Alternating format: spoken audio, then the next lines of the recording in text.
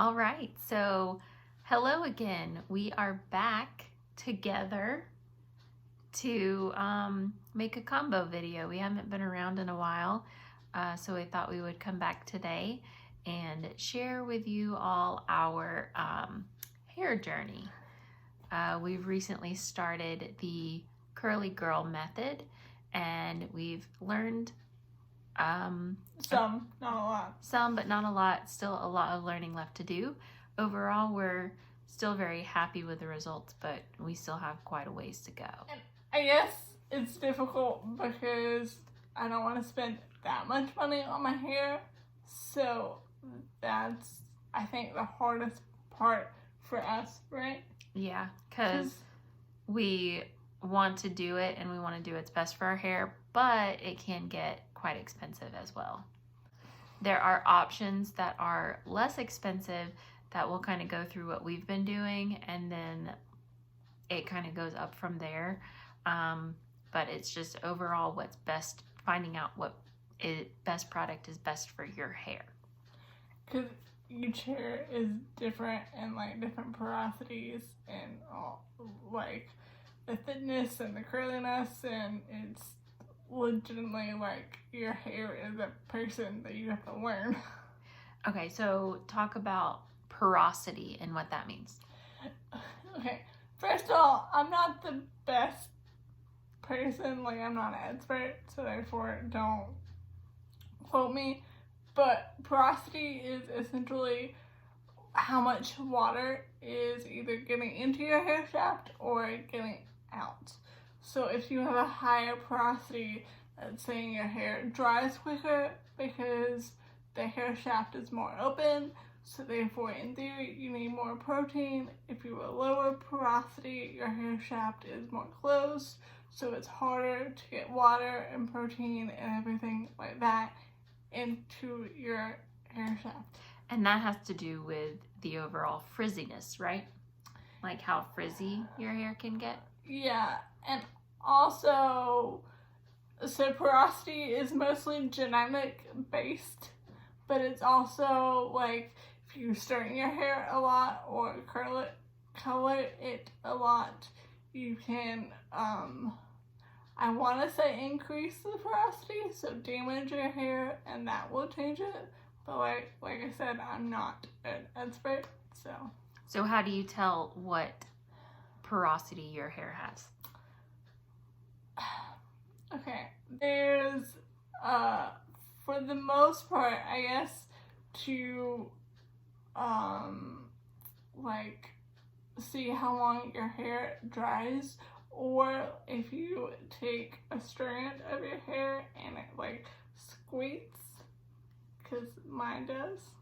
Yeah, I can hear it from here. So it's just a little strand and you rub your fingers up and down if you hear the squeaky. Yeah, you have a higher porosity, and if your hair gets tangled a lot, you have a higher porosity because your cuticles or whatever it's called are more open, so it's easily tangled and things like that.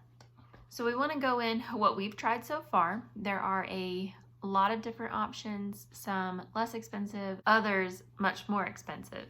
So the basic Curly Girl routine requires you to have a shampoo and conditioner that has no sulfates, alcohols. Okay, so essentially when you do the Curly Girl method, you have to figure out how strict you want to go. I'm not gonna lie, all these products that we're about to show you have alcohol in them. Not the best thing, but silicones, parabens, sulfates are worse for your hair than alcohol, and all these products are silicone, sulfate, and paraben free.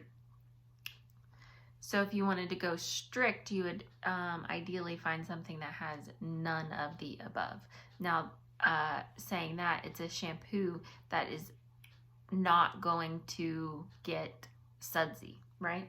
As much as your regular shampoo that you would typically use, that lathers really easily to help remove the dirt and oil buildup on your scalp, the ones that do not include those ingredients require more mechanical. Yeah, they require more mechanical scrubbing of the scalp to loosen up that dirt and oil in a more natural way, rather than using those harsh chemicals on your hair that in the end dry them out rather than keep that moisture that the hair needs.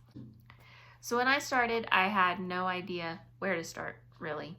I watched a couple of YouTube videos and found some good information, but then I just went to the store and started searching.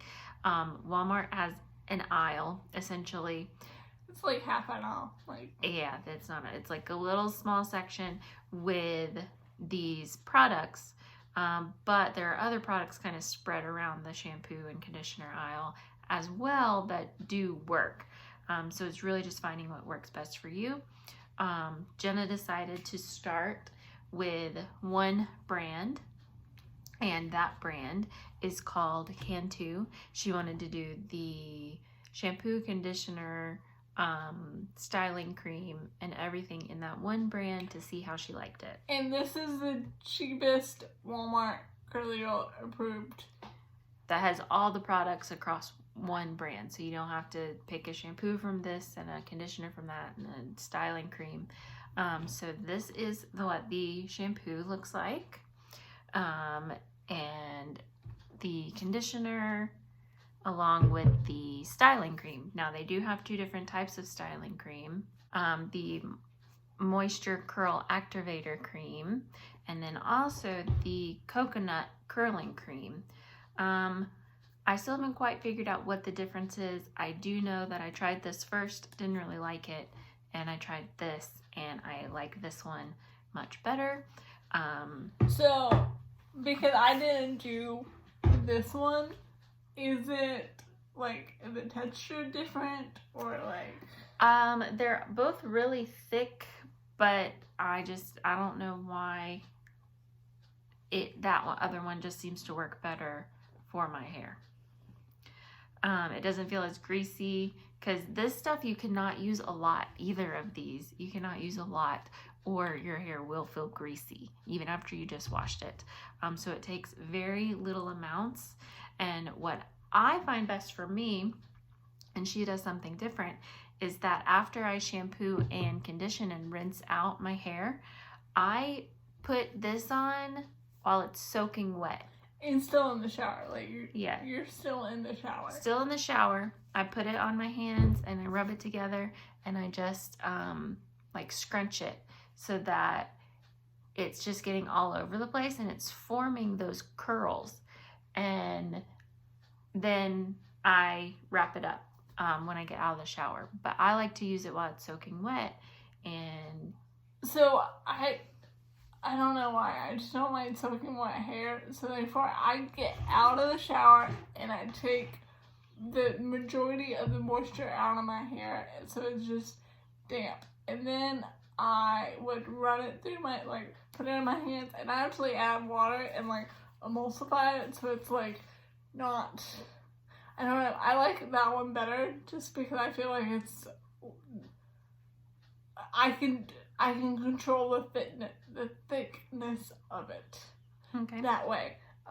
But I also run it through my fingers, and then depending on my mood, sometimes I get more, and then I scrunch my hair up. And then depending on my mood, sometimes I let it air dry like that, or sometimes I plop. Which is something completely different when we'll go into. But essentially, we've stopped using regular terry cloth towels to dry our hair because that also causes frizz. So she tried this brand for a while, but she wanted to go a further step because she felt like it wasn't quite doing what she wanted. So she went a step up to a brand called Maui Moisture. And this is it. Comes with the shampoo and conditioner as well.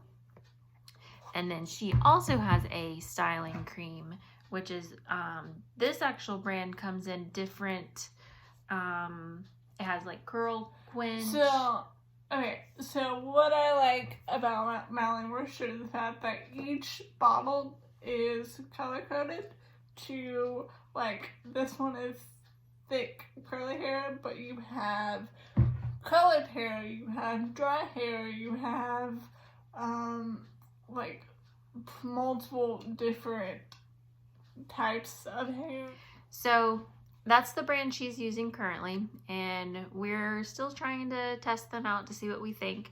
However, because as we said earlier, the porosity of your hair really makes a difference in which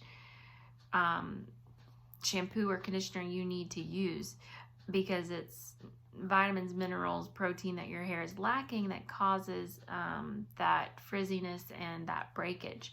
So what she's finding is that our hair is it needs a lot of protein. It's very high porosity and it needs a lot of protein, and these particular products do not have extra protein. There are products that do have it, but they are more on the expensive side. So what she's currently trying is a protein mask. Yeah, and it's essentially, I got it last night, the first time I used it last night, and it's literally a packet, and it says, like, deep conditioner protein mask, and it's not either one of these lines.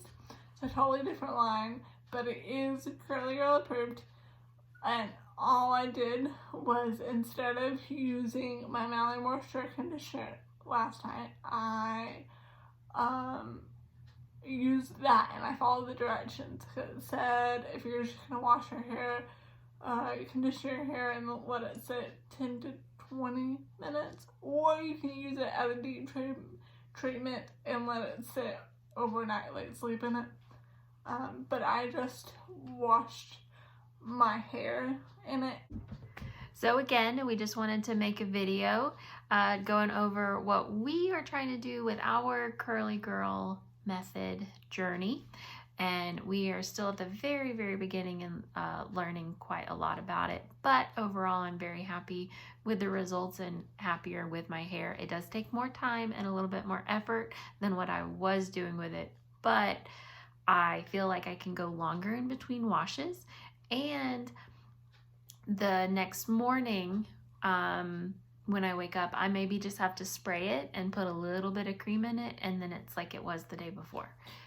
And I also want to say, doing the Curly Girl method will have a healthy, like, there is a transition period, and eventually your hair will get healthier. It won't be curlier or anything like fabulous or different. I don't know how I want to word that. So what its goal is to just define the curl that is already in your hair.